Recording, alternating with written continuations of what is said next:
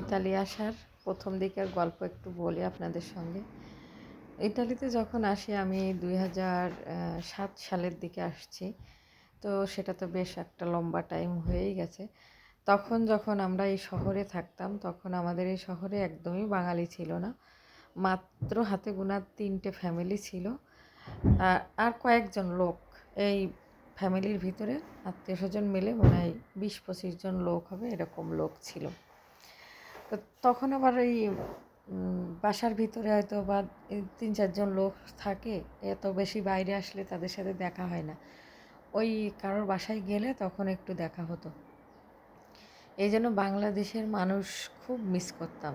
আর আমাদের এই শহরে যেহেতু বাঙালি ছিল না, তো এই জন্য এখানে কিন্তু বাঙালি কোনো দোকানও ছিল না, যার জন্যে বাংলাদেশের খাবারগুলো খুব মিস করতাম। তখন একদমই কিচ্ছু পাওয়া যেত না, কোনো মাছ, কোনো সবজি, এমনকি একটু কাঁচামরিচের জন্যও কতদিন অপেক্ষা করে বসে থাকতাম যদি একটু পাই। তবে ইটালিয়ান মার্কেটে একটা কাঁচামরিচ পাওয়া যায়, এটা বড় বড় সাইজের হয়। ওটা ওই মুখের দিকে একটু ঝালঝাল থাকে, খুব একটা বেশি না।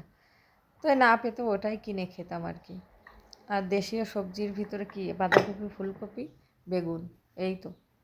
আর মাঝে মাঝে হাটের দিকে গেলে একটু মূলা পাওয়া যেত। আর চাইনিজ দোকান ছিল একটা, ওই চাইনিজ দোকানে মাঝে মধ্যে মূলা আসতো।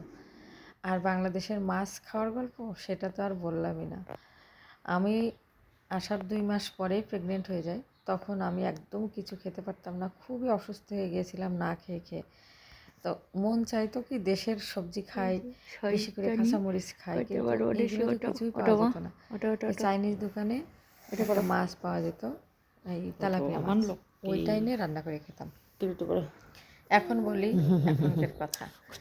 এখন বাঙালি এত পরিমাণে হয়ে গেছে, এখন বাঙালিদের একদিকে দেখলে আর একদিক দিয়ে পালিয়ে দৌড় মারতে পারলে বাঁচি।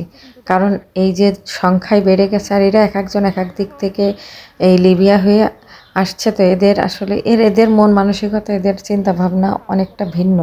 কারণ এক একজন এক এক এলাকার এক এক মেন্টালিটির, সবাই তো আসলে এক ধরনের মেন্টালিটি নিয়ে এখানে আসেনি।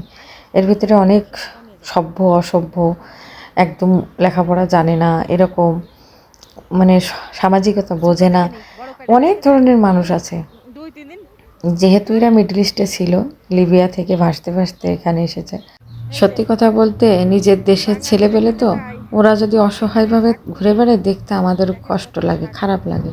এর জন্য অনেককে কাছে ডেকে হয়তো বা তাদেরকে একটু উপকার করার চেষ্টা করি, কিন্তু বিনিময়ে না পরে বড্ড বেশি আঘাত দেয় কিছু কিছু মানুষ আছে। আসলে সবার কথা বলছি না আমি, তো নিজেদের বাচ্চা কাচ্চাও আছে, তো আমার মনে হয় কি যে এদের থেকে একটু দূরে থাকাই ভালো। কারণ মানুষের উপকার করলে না মানুষ সেই উপকারের প্রতিদান দেয় খুব খারাপভাবে, যেটা নেওয়া যায় না।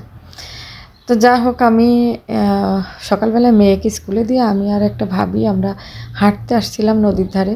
তো সেখানে দেখছি কি সুন্দর সবুজ শাক হয়ে আছে।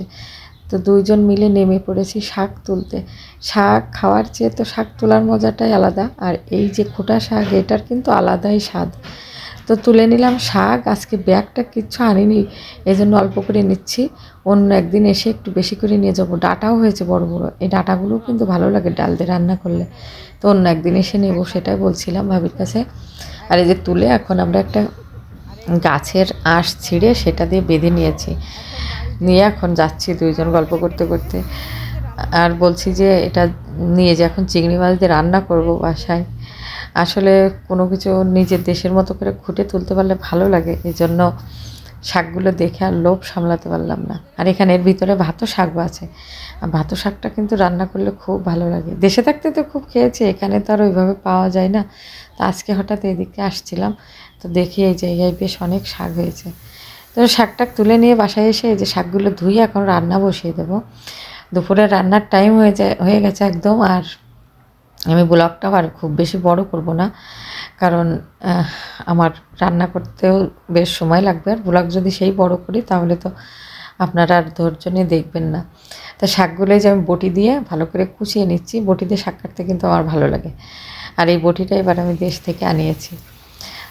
তো আজকের ভিডিওটা এ পর্যন্ত শেষ করে দিচ্ছি। সবাই ভালো থাকেন, আর আমার ভিডিওটা ভালো লাগলে সাবস্ক্রাইব করে যাবেন, কমেন্ট করে আপনার সুন্দর মতামত জানাবেন।